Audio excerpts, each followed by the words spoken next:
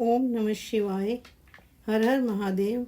शिव जी सदा अपने भक्तों पर अपनी कृपा बनाए रखें, दया दृष्टि बनाए रखें।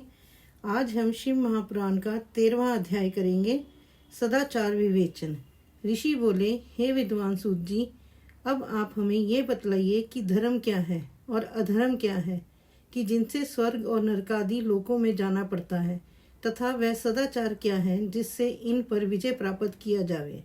सूत जी बोले, हे ऋषियों, ब्राह्मण, क्षत्रिय, वैश्य और शूद्र, इन चारों वर्णों को उचित है कि वे सूर्योदय से पूर्व उठकर अपने इष्ट देव का ध्यान करें, फिर अपनी उन्नति के लिए धर्म अर्थ का और अपने पर आने वाली आपत्तियों तथा अपने आय व्यय पर पूर्णतः विचार करें। पूर्व दिशा की ओर मुख करके बैठने से उत्तम फल की प्राप्ति होती है। रात्रि का अंतिम प्रहर उषा कहलाता है। इसमें उठकर ब्राह्मण घर से दूर बाहर जाकर शौचादि कर्मों से निवृत्त होकर दातुन करे और जल के देवताओं को नमस्कार करके स्नान करे।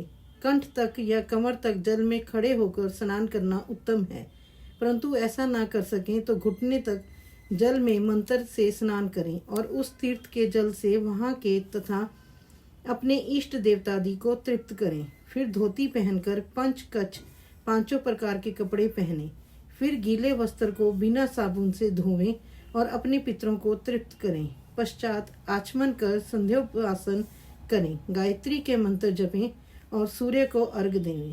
प्रातःकाल सूर्यानुवाक से और संध्या में अग्नि अनुवाक से प्रोक्षण करें। संध्या समय पश्चिम की ओर मुख करके तथा प्रातः एवं मध्या समय में अंगुलियों से तीर्थ देवता को जल देवें। फिर अंगुलियों के छिन्न से सूर्य भगवान को अस्त होता देखें और प्रदक्षिणा कर शुद्ध आचमन करें। संध्या से पहले संध्या न करें। समय से संध्या हो जाने पर ही संध्या करनी योग्य है। नित्य प्रति जितना जाप करना हो उससे 100 गायत्री अधिक जप करें। गायत्री जपने का ये प्रमाण है कि 10 दिन में 1 लाख गायत्री का जप पूरा करें। इस प्रकार देवताओं को तृप्त करने से अर्थ की सिद्धि होती है। जीव और ब्रह्म को जानकर प्रणव का नित्य अभ्यास करें और यह समझें कि रुद्र भगवान ही तीनों लोकों की सृष्टि के रचयिता, स्थिति करता और संहरता है। इस प्रकार उनमें ज्ञान, कर्म, मन और बुद्धि लगा देने से वे परमात्मा भोग, मोक्ष और धर्म दो देते ही हैं, साथ ही ब्रह्म पद भी प्रदान करते हैं। ब्राह्मण को उचित है कि वह नित्य 1000 गायत्री मंत्र जपे।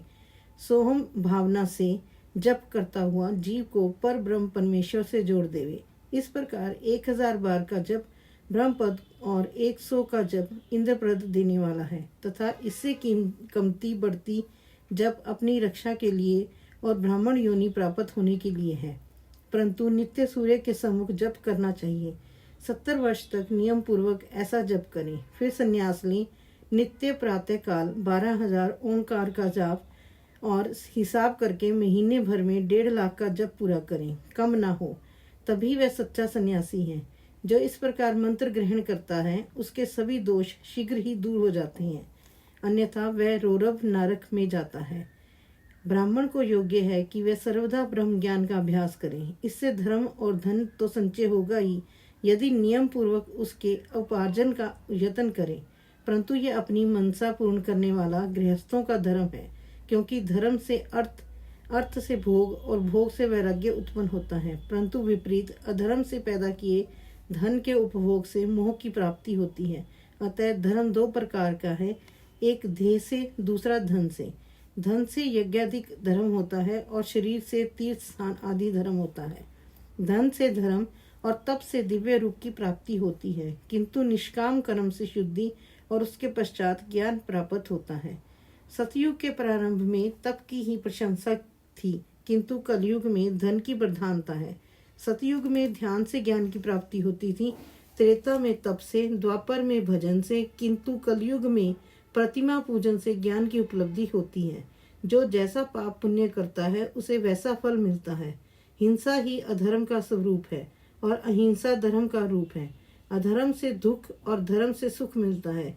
यदि कोई उत्तम ब्राह्मण को 100 वर्ष तक वृत्ति जीविका का खर्च देता है तो उसे ब्रह्मलोक प्राप्त होता है, तथा 1000 चंद्रयान व्रत करने से भी ब्रह्मलोक की प्राप्ति होती है, क्योंकि जब तक जिसका जो अन्न खाता है तब तक वह जो कुछ आत्म विचार, कीर्तन, श्रवण आदि करता है उसका आधा फल दाता को पहुंचता है। इसी प्रकार लेने वाले को चाहिए कि वह जो चीज ले उसका अंश या सभी यथावसर दूसरे दीनों को दान करता रहे। वह तप करे या अन्य उचित साधनों से पाप संशोधन कर दे, अन्यथा वह रौरव नरक में पड़ता है।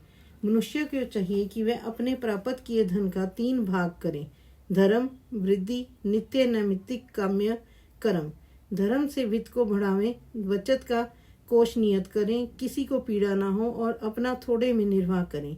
यदि कृषि से उत्पन्न किया धन हो तो पाप शुद्धि के लिए उसका 10वां भाग दान कर दे। शेष से धर्म पूर्वक अपना संसार चलावे, अन्यथा रौरव नरक में पड़ेगा, या बुद्धि भी भ्रष्ट हो जाएगी, या अन्न ही न पैदा होगा। ऐसे ही व्यापार से पैदा किए हुए धन का 6वां भाग दान कर देना चाहिए, क्योंकि अपने भोग की वृद्धि के लिए स्वयं बुलाकर दान देना अच्छा होता है। याचना करने वाले को यथाशक्ति सदैव दान दें तथा कभी नागा ना करें, क्योंकि मांगने पर न देने से जन्म जन्मांतर के ऋणी रह जाता है। बुद्धिमान को उचित है कि वह दूसरों का दोष दूसरों से ना कहे, सुना और देखा भी ना कहे। किसी को क्रोध उत्पन्न हो ऐसा भी बात ना कहे। प्रातः सायं दोनों समय संध्या और अग्निहोत्र करें। दोनों समय ना हो सके तो एक समय तो अवश्य करें। कभी ना बुझने वाली अजस्त्र अग्नि स्थापित करें, अथवा केवल जप मात्र और सूर्य देव की वंदना ही करें। इस प्रकार आत्म कल्याण का इच्छुक यथाविधि नित्य ही ब्रह्म यज्ञ और देव पूजन किया करें। जो इस प्रकार का नित्य अपने गुरु और ब्रह्म को पूजते हैं वे सभी सुख के भागी होते हैं। हर हर महादेव। जय जय श्री राधे।